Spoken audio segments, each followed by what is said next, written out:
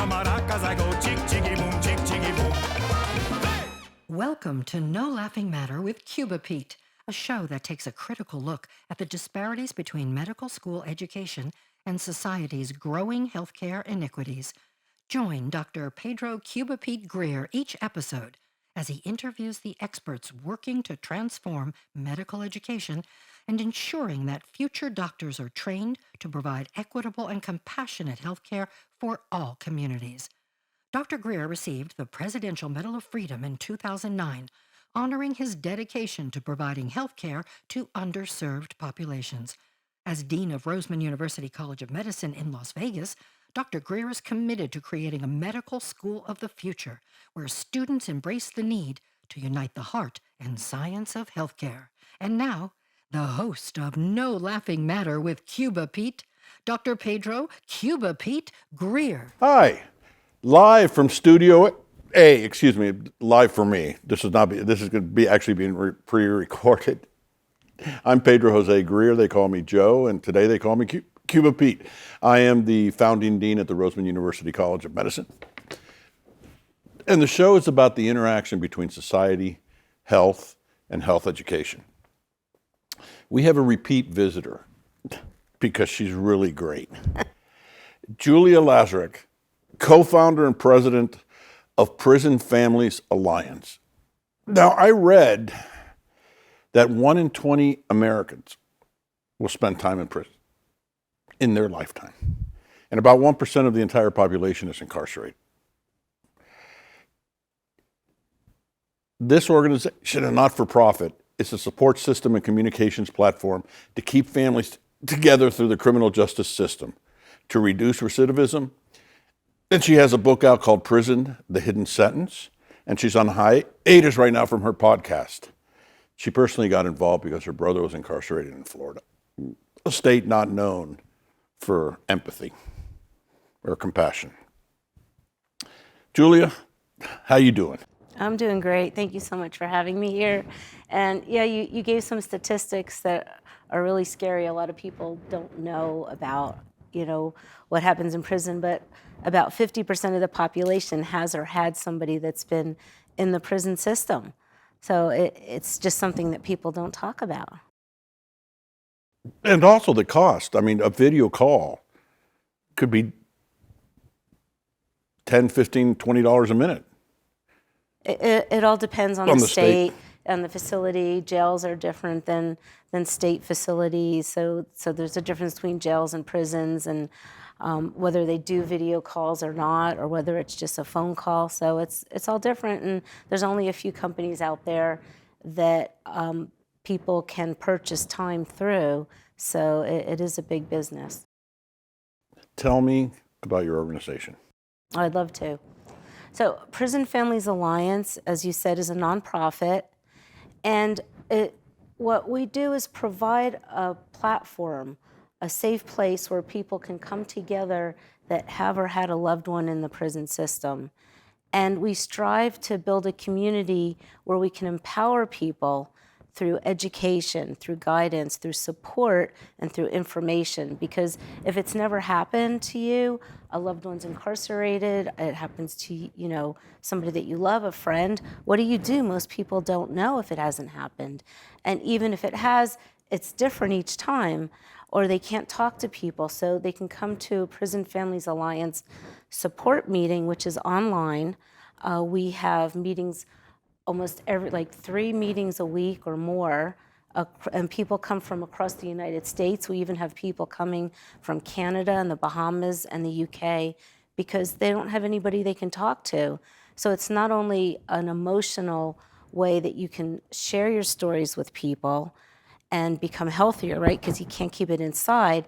That causes physical illness. So they can get that out.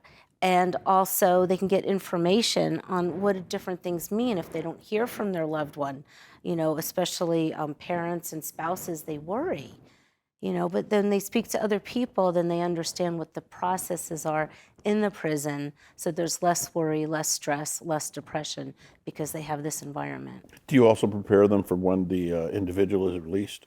Oh, that's so big. I think that's so important. I actually have a workshop that I do on that for the families, because when somebody's incarcerated, the prisons and jails, a lot of them do, let's say a lot of them do, provide information for the person that's coming out. We call them returning citizens. But when somebody is on the outside and their loved one's coming home, they think, oh, Joey's going to be home and everything's going to be wonderful. And it's not the same person, because somebody is institutionalized. I think it's, and with like 18 months is what I think I've read. Don't quote me on it, but I think it's something like that. So it's not the same person. So not only do we have people come to us when somebody's arrested, when they're going to court, when they're in jail waiting for trial, going to trial, incarcerated, and coming home, we have groups for all of those different phases of the criminal justice system. And you're based out of here?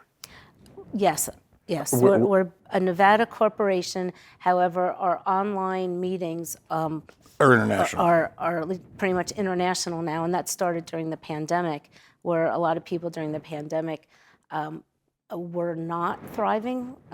We were, because there's all these people that were sitting at home, their loved ones incarcerated. They couldn't visit them. There was, everything that was going on, and there was so much fear and pain that we really grew during the pandemic, and now we've created a family, a community of people that we're so happy we can be here for them. Let me ask you a question. You have 2 dogs. I do. This is Sage and Sierra. Do you recommend pets for course. families? Do you? Of course, yes. But it is a responsibility. I mean, we get up early to walk them every morning, So that's really important, that you do have that companionship, but also that you do have the funds, right, to feed them. It's another mouth. And also the time to spend with them. But it's unconditional love, and there's nothing like that. Now, you have a new program, CARES. Right? You want to tell us about that? Yes, Prison Families Alliance CARES, community advocacy, resources, education, and support. And we're meeting in person. We're modeling it after an organization in New Mexico that's been doing this for many years, where we bring people together, we break bread, we're gonna have a meal together. So, that way people get to know each other. And then we're going to have a speaker come in on different topics. So we're doing soft skills this month on communication, but we're going to be having attorneys, district attorney's office, public defenders, psychiatrists, psychologists, people from the judicial system, judges, legislators, from Metro and Nevada Department of Corrections, so we can put people face to face, because it's really important for both sides to hear from each other and understand each other. Like, we don't know what's going on in the prisons, we only hear what our loved one tells us, but wouldn't it be great to hear from one of the wardens or somebody there what's going on? So we want to open this dialogue for everybody to communicate, because we think that there are solutions if people can work together. And we also have a program for the youth, so the whole family can come to meet, and then while we're having our presentation for the adults, the youth will have their own activities, so they'll have an opportunity to play with other youth and play games and learn and just be in a nice, safe environment. And that's how we're going to build the community locally, so that people know they're not alone, and we can learn from each other and also support each other. And also preventive measures with the kids. Mm-hmm. You were saying that 50% of the population had a family member that had been incarcerated. And then the other statistic is that if a child has an incarcerated parent, they're twice as likely to become involved in the criminal justice system themselves. So that's where we can really help them build their boundaries, their empowerment, and their self-confidence, so that they can lead a good life. Let me ask you a question. How long have you been around? Not you, but I mean the organization. That was a good question. She's 22. We've been around since 2000. No, so you've been around locally. 23 years. But we just, during the pandemic, we joined with another organization. So the other organization in New York, it was founded by a woman, Barbara Allen, and she started that in the 60s. So between the two organizations, we have over 70 years experience. Wow. And we just renamed it during the pandemic when we joined together. This was pretty much on-the-job training for you, wasn't it? as far as what I've learned. And one of the reasons I do this is because my brother was incarcerated, and that's why I wrote the book, and that's why I do what I do, because I want everybody to have the information that I didn't have when he was incarcerated. And yeah, he died 11 years ago in prison, and that's really when I realized that during the time he was incarcerated, I was grieving, I was depressed, I wasn't living my life, and I didn't want anybody else to go through that. We can't, everybody has to go through their own journey. Right. You know, so I'm not saying we're going to change that, but we can make it better and provide the information that they need.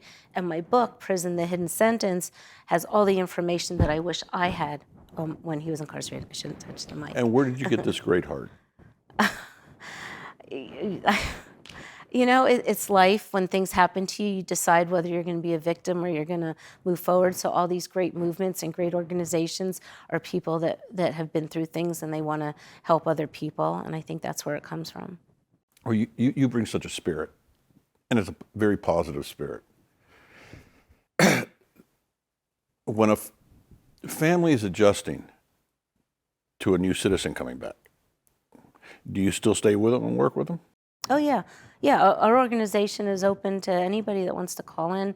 We even have returning citizens that call in. Oh, really? You know, when we talk about the prison family, we're talking about the person that's incarcerated and people on the outside. However, we're providing support to the family and children and youth and friends on the outside, but when their loved one returns, they're part of the family, so they join our community. From a medical educator perspective, it becomes important that the student learns not just what is going on with the person incarcerated, but with the rest of the family. Like you said, it affects your health. And if there's nobody there to talk to you, then what? What do you do? So for a country that incarcerates so many, and in some statistics, we're the #1 country in the world with incarceration. Oh, yeah, we have over 20% of the world population, incarcerated population, and only about 5% of the world population. So, I mean, it's just crazy. Welcome to America. What changes in the judicial system would you recommend? Well, I think I'd like to see families have more rights. You know, we do have a lot of courts that are offering other programs for people as opposed to incarceration. I think that if we could offer more programs to people that are incarcerated because they are coming home, you know, there's a lot of things that we need to provide to the prisons so that they can provide these services. But for me, I would just love to see more welcoming to the families, more visitation, making it easier.